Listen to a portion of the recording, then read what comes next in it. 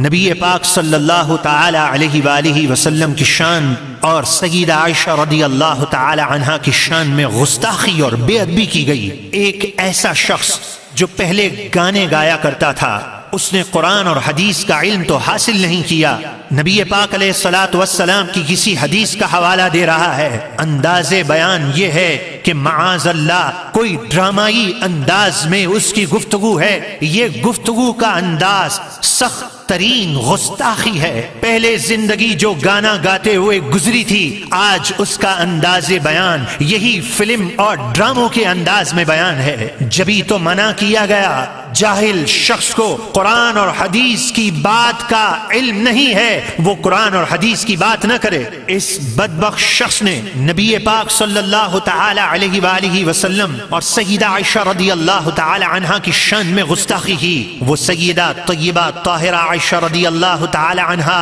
جن کی شان میں قرآن مجید فرقان حمید کی آیات کا نزول ہوا ہے، میں آپ کو دعوت فکر پیش کرتا ہوں۔ آئیے اس بدبخت کی کلپ سنیے اور کون سا وہ گستاخانہ جملہ ہے اس کی طرف آپ کی توجہ رہے۔ ہم اللہ سے دعا کرتے ہیں کہ مولا ہمارے ایمان کی حفاظت فرما، اس گستاخ کے شر سے ہر مسلمان کو محفوظ فرما۔ میں تو آپ کو یہ کہنا چاہتا ہوں کہ پہلے یہ گانے گایا کرتا تھا، گانے گانا جرم تھا، گناہ تھا۔ یہ گناہ اور جرم اتنا بڑا جرم اور گناہ نہیں جو آج یہ گستاخی پر تل گیا۔ یہ جس ٹی وی کے چینل پر آتا ہے، جس مسجد میں داخل ہوتا ہے، مسلمانوں اسے روکو، مسلمانوں اپنی طاقت کا اظہار کرو۔ وہ کون سا گستاخانہ جملہ ہے؟ جب وہ جملہ آپ کے کانوں میں آئے، اللہ کی پناہ مانگیے گا۔ اس کا ڈرامائی انداز، اللہ کی پناہ، اے اللہ ہمیں ایسے لوگوں سے محفوظ فرما۔ کہ نبی کی صحبت مل کے بھی عورت نہیں بدل سکتی، کہ نبی کی صحبت مل کے بھی عورت نہیں بدل سکتی، کہ نبی کی صحبت مل کے بھی عورت نہیں بدل سکتی۔ سنا آپ نے یہ بدبخت کیا بکواس کر رہا ہے؟ نعوذ باللہ، یہ الفاظ کتنے سخت ہیں کہ انسان زبان سے ادا کرے تو انسان غیرت والا لرز جاتا ہے۔ معاذ اللہ، گویا کہنا یہ چاہ رہا ہے کہ سیدہ عائشہ رضی اللہ تعالی عنہا اللہ کے محبوب کی صحبت پا کر بھی نہیں بدل سکی۔ اے بدبخت، تو نہیں بدلا، تیرا گانے گانا اتنا بڑا جرم نہیں تھا۔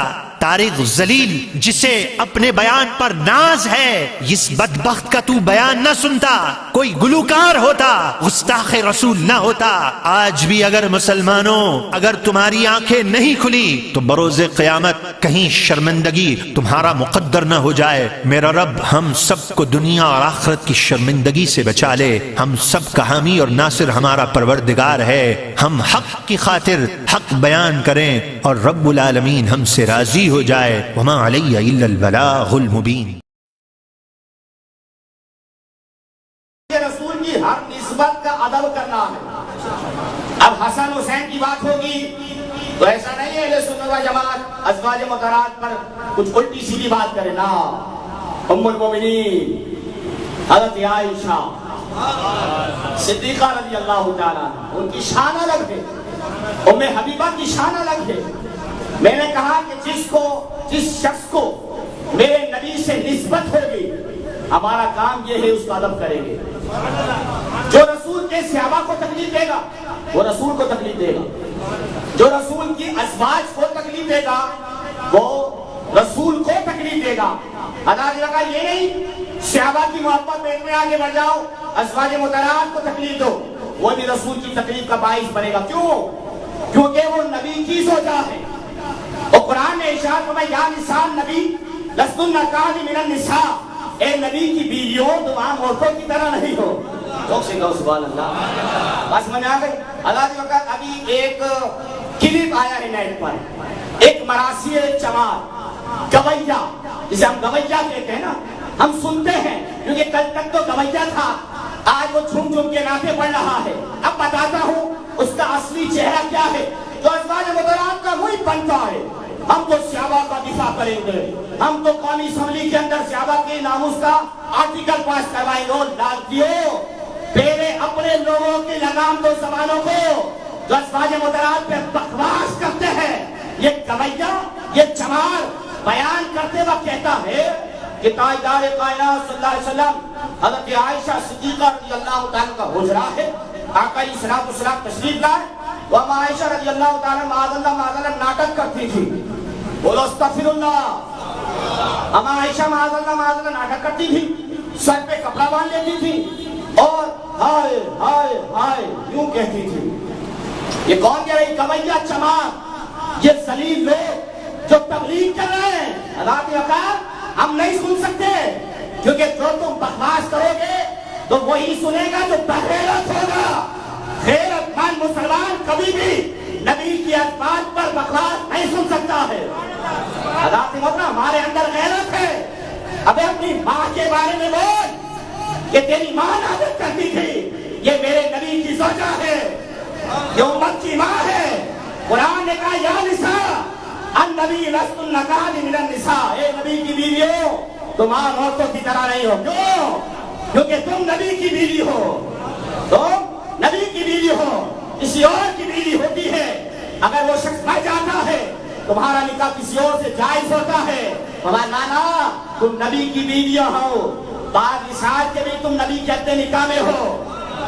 اللہ کی بات وہ عائشہ صدیقہ رضی اللہ ہائے ہائے کریں ذرا ہائے ہائے کر رہی، آقا علیہ السلام آئے، عائشہ کیا ہوا؟ کہا میرا سر پھٹ رہا ہے۔ پھر آقا نے فرمایا، اب وہ مراسی بیان کر رہا، نام نہیں لے رہا، نام نہیں لوں گا، وہ گویا بیان کر رہا ہے۔ کیا کہ علیہ السلام نے کہا عائشہ اگر تو اس حالت میں مر جائے تو محمد تیرا جنازہ پڑھے گا، کتنا اچھا ہوگا۔ اب وہ جملہ جو مراسی گویا، وہ ذلیل ترین انسان جو بیان کر رہا ہے، سنو، وہ کہتا ہے حضرت عائشہ نے سر سے کپڑا پھینکا اور آقا علیہ السلام کی طرف اشارہ کر کے کہا آپ کو چاہتے یہ ہو کہ میں مر جاؤں اور آپ دوسروں کے پاس چلے جاؤ؟ معاذ اللہ، بولو معاذ اللہ۔ اللہ کی وقار کیا تم ناموں سے سیابہ کا آرٹیکل پاس کرواؤ گے؟ ذلیلو، تبلیغ کے نام پر امت کو دھوکہ دیتے ہو۔ نبی پاک علیہ السلام کی یہ سوچا، بعد مثال کے بھی میرے نبی نے گنبد خضرا کو آج تک پسند فرمایا۔ وہ گنبد خضرا کیا ہے؟ وہ حجرہ عائشہ ہے، وہ حجرہ عائشہ ہے۔ اللہ کی وقار بولو، برا لگتا ہے، مرچیں لگتی ہیں، یہ بول دیا یہ بول دیا۔ اور مراسی گویے اپنی ماں کے بارے بکواس کر، اور تمام ایسے لوگ جو اس کی حمایت کرتے ہیں ان سے گزارش ہے لگاؤ حکم اس گویے پر، اس مراسی پر۔ جب گویے اور مراسی ذلیل لوگ تبلیغ کرنے لگ جائیں گے تو ایسا ہی حال امت کا ہوگا۔ خدا کے محترم اس نے جو جملہ کہا ہے اس سے رسول کو ایذا پہنچی ہے، اس سے رسول کو ایذا پہنچی ہے، اور جو بغیرت لوگ ہوں گے وہ اس پر خاموش رہیں گے، اور جو غیرت مند ہوں گے وہ اس چیز کی مذمت کریں گے، کیونکہ ہمیں گویے مراسی ذلیل لوگ پسند نہیں ہے، ہمیں نبی کی ازواج پسند ہے۔ نبی کی ازواج پر بات آئے گی تو جانوں کا نذرانہ بھی پیش کریں گے، جانوں کا نذرانہ بھی پیش کریں گے۔ جو صلح کلیت کی باتیں کرتے ہیں نا، اصلاحی تقریر کرنی چاہیے، ہمیں اصلاحی بیان کرنے چاہیے، امت کو ایک کرنا چاہیے۔ ہم ان سے گزارش کرتے ہیں پہلے ان ذلیل لوگوں کا منہ بند کرواؤ، پھر اصلاحی بیان کرنا، کیونکہ یہ منبر کسی کے باپ کا نہیں ہے، یہ منبر تاجدار کائنات کا ہے۔ اور جو نبی کی ازواج پر ٹھوکے گا، بکواس کرے گا، رات میں تو نام نہیں لے رہا، نام نہیں لے رہا، پھر نام بھی لوں گا۔ گویے مراسی ایک آروائی پہ پورے رمضان تو نے بٹک بٹک کر کہا کر نعتیں پڑھی ہے۔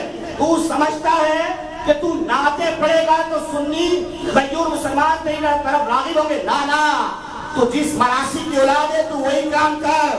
نعت کا شیوا تیرا نہیں ہے، کیونکہ نعت کا شیوا تو بریلی کے تاجدار کا ہے، بریلی کے تاجدار کا ہے۔ سورہ نور کی 10 آیتیں اللہ نے جس کی عصمت و طہارت پہ نازل فرمائی ہے وہ عائشہ، جس کی عصمت میں اللہ قرآن بیان فرماتا، قرآن اس کی طہارت کو قرآن بیان کرتا۔ اور آگے کیا کہتا ہے؟ دیکھو بھائی، جب رسول کی صحبت میں رہنے والی بیوی صحیح نہیں ہو سکتی تو پھر میری اور آپ کی بیوی کیا ٹھیک ہوگی؟ بات سمجھ میں آ رہی ہے؟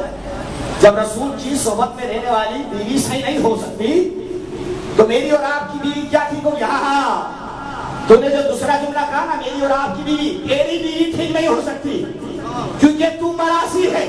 اب تیری بیوی کہاں منہ کالا کرواتی ہے ہمیں نہیں معلوم، لیکن نبی کی بیوی ایسی ہے کہ رب کائنات فرماتا ہے لوگوں اما عائشہ پر آج کے بعد نہ بھوکنا، اس کی طہارت کی قسمیں رب کائنات فرماتا ہے. اس کی طہارت کی قسمیں رب کائنات فرماتا. تیری بیوی کہاں منہ کالا کروایا ہمیں نہیں معلوم، کیونکہ تو نے بھی منہ کالا کروایا ہوگا جبھی تو کہہ رہا ہے صحبت میں رہنے کے بعد، کیونکہ تمہاری مثال وہ ہے چراغ تلے اندھیرا.